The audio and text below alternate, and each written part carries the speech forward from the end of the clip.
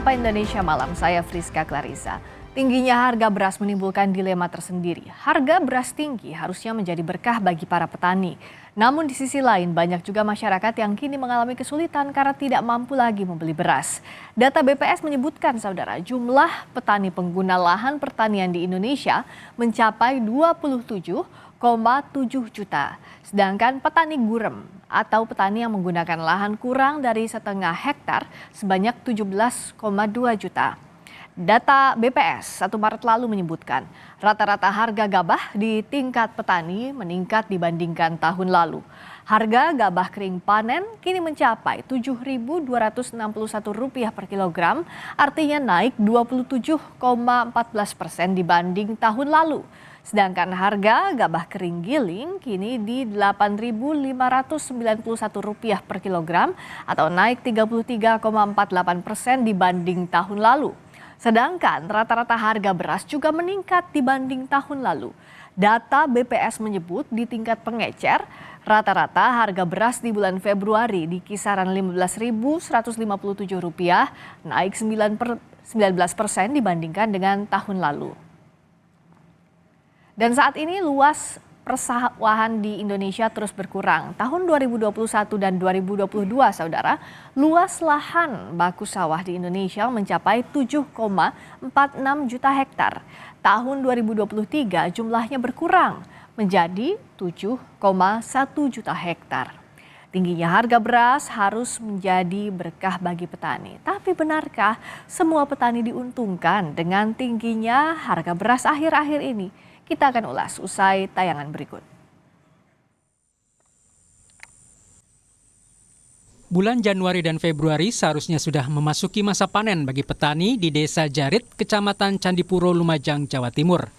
Namun mereka baru bisa mengolah tanah karena masa tanam mundur lantaran kemarau panjang El Nino. Belum lagi serangan hama wereng dan tikus yang membuat petani gagal panen. Kondisi ini membuat Ali Sujarbo, petani gurem yang hanya memiliki lahan 0,3 hektar, mengaku tidak diuntungkan dengan mahalnya harga beras saat ini. Dengan mahalnya harga beras sekarang ini, harga gabah sekarang ini, petani tidak bisa merasakan.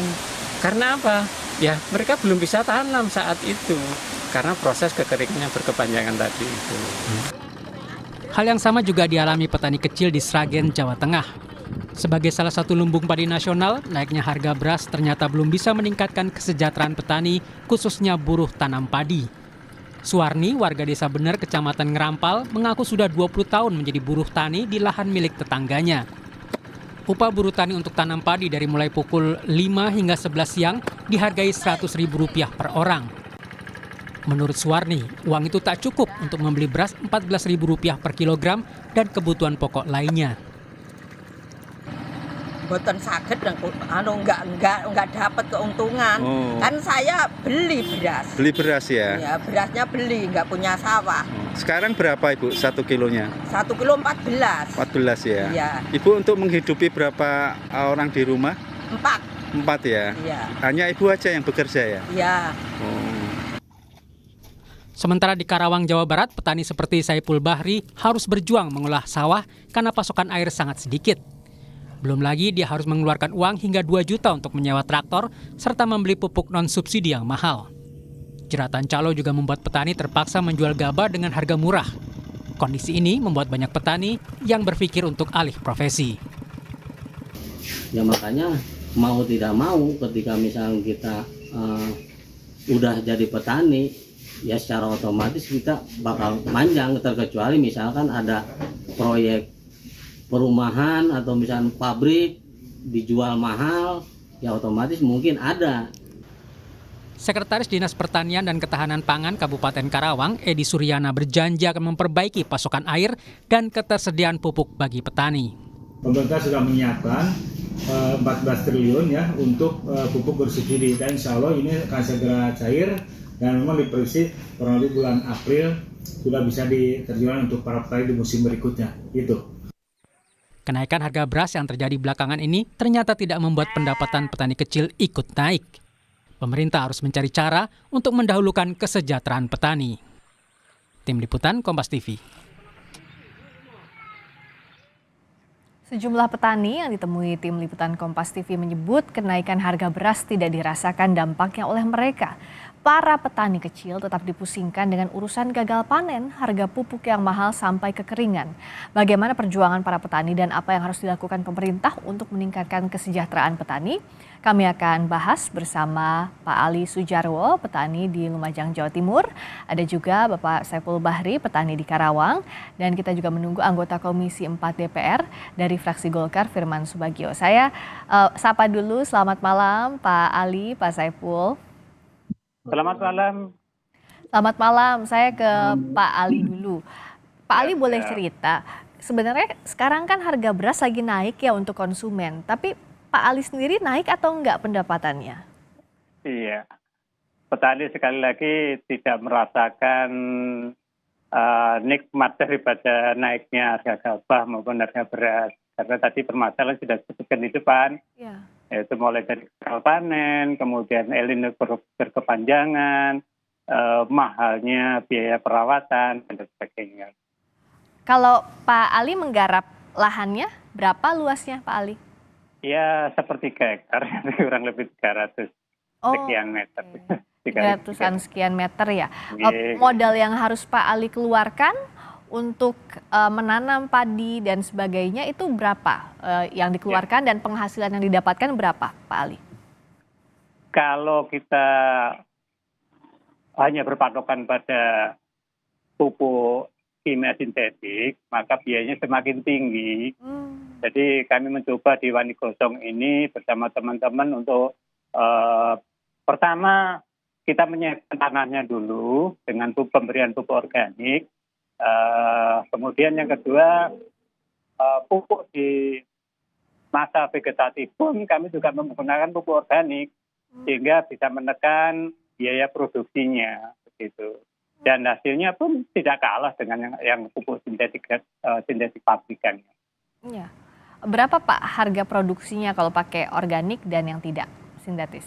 Kalau pakai organik itu di tempat kami hanya sekitar 2 juta sudah cukup, tapi kalau pakai yang pakai non organik ya kami harus mengeluarkan antara 5 sampai 6 jutaan begitu. Oh, besar sekali ya. Sementara besar sekali memang. Oh, pendapatannya kira-kira berapa tuh Pak kasarannya didapat? Kasarannya setelah di total dari biaya produksi, kemudian biaya pupuknya, kemudian total panennya, setelah total panennya ya antara 9 jutaan gitu. Oke, itu untuk satu kali masa panen saja ya Pak ya berarti ya? Satu kali masa panen saja. Oke, kalau Pak Saiful juga boleh bercerita, di Pak Saiful juga tidak dirasakan Pak kenaikan harga beras di konsumen terhadap pendapatan Bapak? Ya berhubung di Karawang yang mayoritas belum panen Bu, sekarang itu kan baru mulai tanam gitu. Iya. Nah, sebenarnya ya kita nggak merasakan sih kalau untuk harga sekarang gabah mahal itu, karena ya kitanya belum panen. Paling juga kita panen ya sekitar bulan Maret April lah. Iya, sampai Mei juga masih banyak. Nah kalau tadi Pak Ali kan cerita ya untuk produksinya berapa yang harus dikeluarkan, kalau Pak Saiful gimana Pak? Ya untuk produksi sama, kita kan kalau saya menggunakannya pupuk ini yang kimia, ya itu per hektar itu kalau misalnya itu per hektar ya kita untuk biaya itu total ya sekitar 15 jutaan Bu. Berhubung saya cuma nyawa 4.000 meter ya separuhnya lah. Oke, 400 meter ya separuhnya? 4.000 meter. 4.000 meter, jadi itu separuhnya ya dari 15 juta, 7,5 juta kurang lebih ya. Nah pendapatannya itu berapa Pak Saiful? Kira-kira kalau dengan biaya? Kalau misalkan yang biasa mah dulu harga 4.000, 5.000 ya kita dapat paling 2,5-3 ton lah bersihnya itu. Ya tinggal dikalikan aja Bu. Ya kalau tiap dapat 3 ton berarti kali 4.000 berarti 12 juta. Ya. Yaitu dalam waktu 6 bulan hitungannya gitu penghasilan kita itu. Ya, selama 6 bulan itu ya Pak ya, sekali panen ya. Kita dapatnya cuma segitu gitu. Iya, saya ini juga sudah terhubung Pak Firman Subagio dari fraksi Golkar, anggota Komisi 4 DPR. Pak Firman, selamat malam. Selamat malam, Assalamualaikum warahmatullahi wabarakatuh. Waalaikumsalam, dengan saya Friska di sini, ada Pak Ali juga petani dari Lumajang, Ya. ada juga Pak Saipul dari Karawang. Nah tadi Pak Ali dan Pak Saipul sudah cerita di awal ya memang yang jadi masalahnya begitu yang dialami petani tidak langsung harga beras naik berpengaruh kepada naiknya pendapatan. Nah, termasuk juga ada beberapa kendala yang dihadapi, misalnya risiko gagal panen, juga harga pupuk yang mahal. Pak Firman lihatnya solusinya seperti apa ya agar kalaupun naik harga pangan ini dirasakan juga oleh para petani kecil? Pertama solusinya memang harus kita ada komitmen yang serius dari pemerintah. Itu kata kunci. Karena memang petani kita ini sejak awal kan dihadapkan kepada berbagai problem-problem yang mereka hadapi. Namun tentunya problem petani ini tidak semuanya itu terperhatikan oleh pemerintah. Ini persoalannya sangat serius. Ya. Karena petani itu terus terang bukan hanya membutuhkan subsidi saja, tapi semua yang terkait dengan masalah sektor pertanian dari hulu sampai hilir. Ini harus mendapat perhatian serius. Karena begini pertama Mbak Rizka ya. Ya. Yang namanya pertanian kan tidak bakalan bisa hidup tanpa adanya air. Betul. Nah, problem air sekarang menjadi kata kunci sekarang ini. Ya, kita punya hutan sudah gundul, kemudian waduk-waduk kita ini infrastruktur, kemudian irigasi teknisnya juga sudah mulai rusak, kemudian alih fungsi lahan yang nyaris tidak terkendali. Ini semua tidak dikontrol oleh pemerintah. Sedangkan kami ini sudah banyak buat instrumen-instrumen dari mulai Undang-Undang Pelindungan Lahan Pertanian berkelanjutan. Ini tidak ada satupun yang diterapkan secara serius. Kemudian ada Undang-Undang Pelindungan Varietas, ada Undang-Undang yang terkait masalah pangan. Ini semuanya kalau betul-betul dijalankan secara maksimal oleh pemerintah, maka ini akan bisa teratasi. Ya kita tahu bahwa semenjak reformasi sampai hari ini, nyaris siapapun presiden tidak pernah perhatian kepada masalah yang namanya infrastruktur sektor pertanian. Setelah hal yang saya Pak Harto. Baru pemerintahan Pak Jokowi sekarang ini ada kepedulian kembali. Waduk-waduk dibangun, tapi kan waktunya tidak terkejar. Karena bangun waduk itu juga prosesnya menjadi cukup panjang dan lama, dan itu pun terkait dengan masalah lahan hutan, itu juga tidak mudah untuk mengalihfungsikan, untuk menjam pakai untuk kepentingan pertanian tadi. Jadi yang disampaikan Pak Ali, Pak Saiful, betul bahwa petani itu dalam kondisi yang paling sulit. Oleh karena itu, bagaimana caranya untuk melindungi petani kita harus ada kepribadian, apalagi sekarang ini.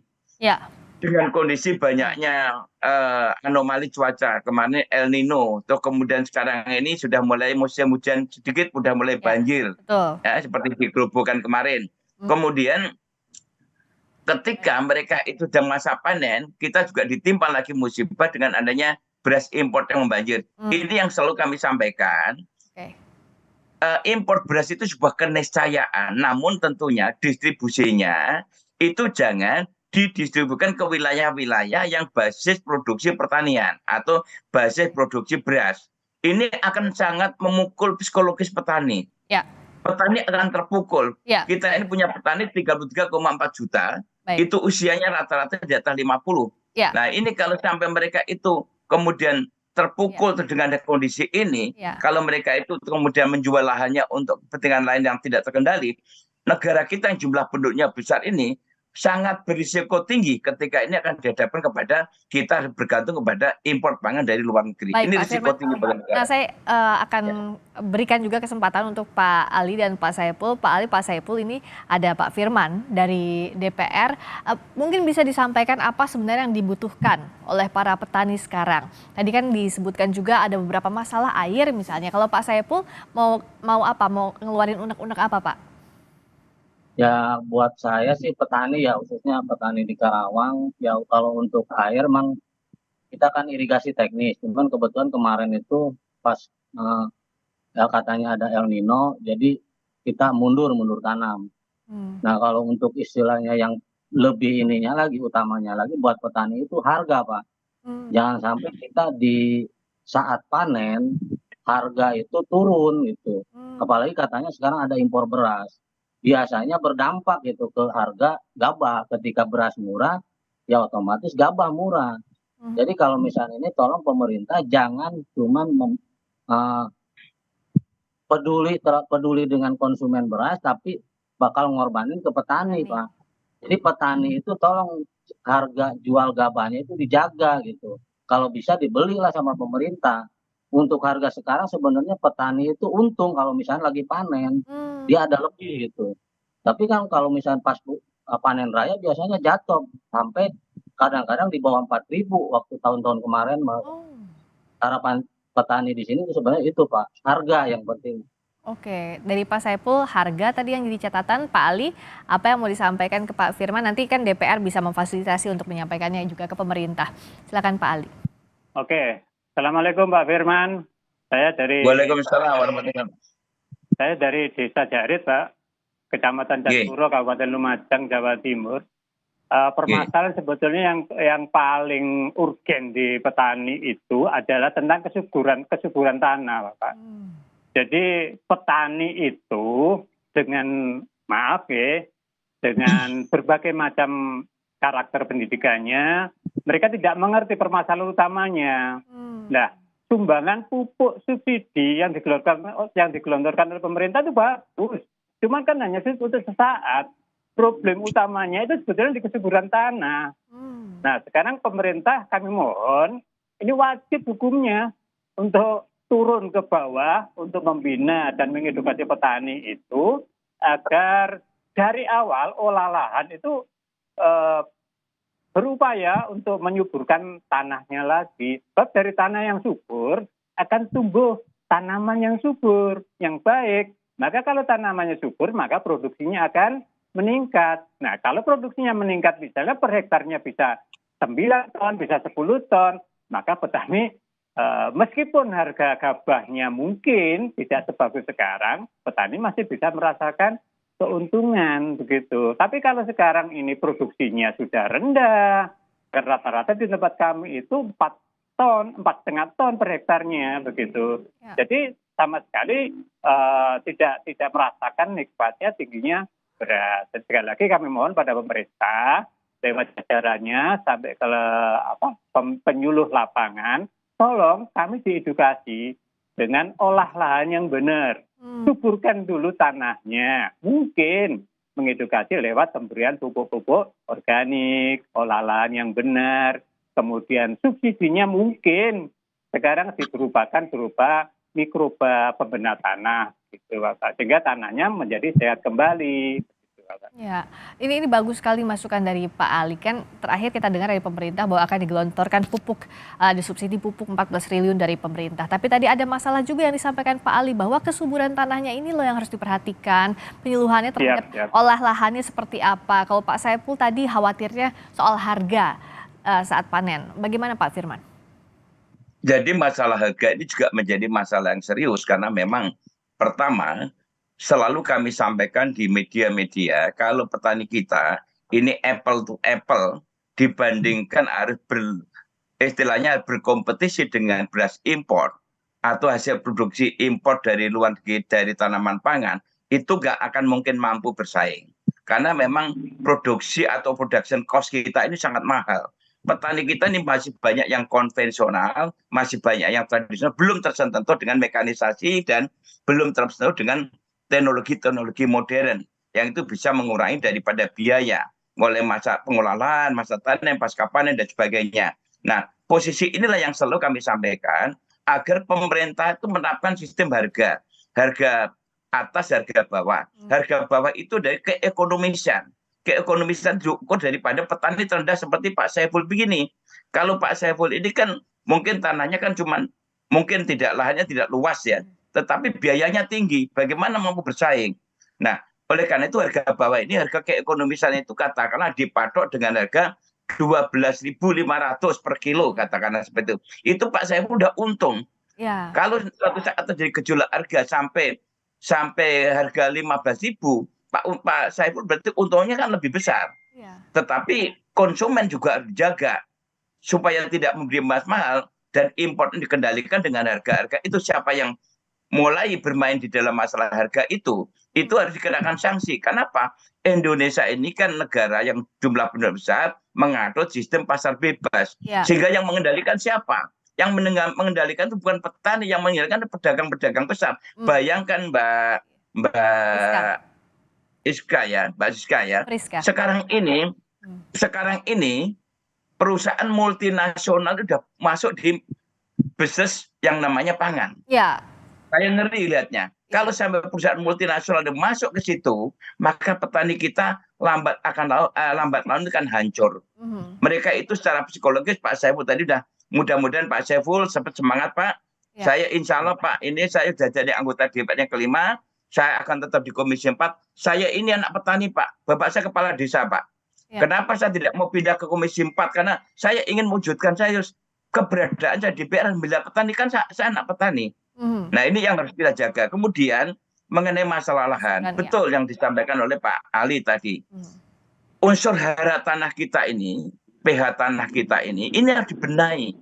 Sekarang ini kesuburan lahan kita ini hampir rata-rata.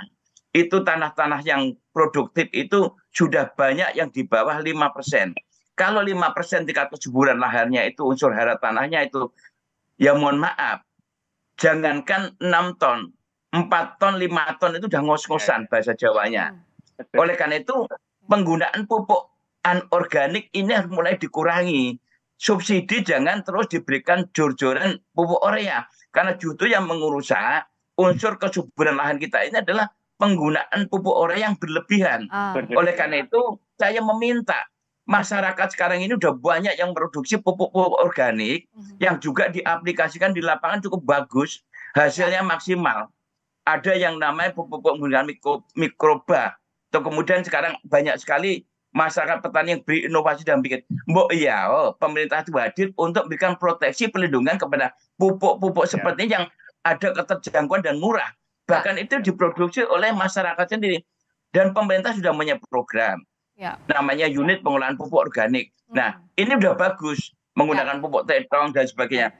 Pemerintah harus hadir di situ, memberikan izin, memberikan izin edar, memberikan bantuan untuk uji lab. Ini digratiskan saja. Dan itu akan membantu. Ini sebagai alternatif. Kemarin ketika pupuk subsidi berkurang itu kan mereka kan menggunakan alternatif itu, tetapi karena tidak ada izin edar, ini nyaris ditangkap oleh aparat penegak hukum. Jadi petani kita udah jatuh ketiban tangga. Baik, jangan sampai itu terjadi. Nah, terakhir saya ke Pak Saiful dan Pak Ali. Kondisinya memang sulit, tapi baik Pak Saiful atau Pak Ali, masihkah akan bertahan menjadi petani, Pak Saiful? Ya, untuk hari ini yang ke depan pun ya mungkin karena saya masih punya sawah, saya pasti bertahan, Bu. Karena itu mata pencarian buat nafkahin keluarga saya gitu. Kalau Pak Ali gimana? Kalau kami di desa memang penghasilan utamanya memang dari petani. Jadi bagaimanapun juga kami di kelompok petani dan peternak mandiri Wanigosok itu juga sekaligus pembuktian bahwa penggunaan pupuk organik itu tidak kalah dengan penggunaan pupuk kimia sintetik. Jadi kami juga berupaya untuk itu. Kemudian kami mohon pada pemerintah sekali lagi, siap Bapak DPR, dukungannya saya mohon dukungan sampai ke tingkat daerah nih Bapak, sehingga yang tingkat daerah ini betul-betul bisa turun. Nah itu yang diharapkan.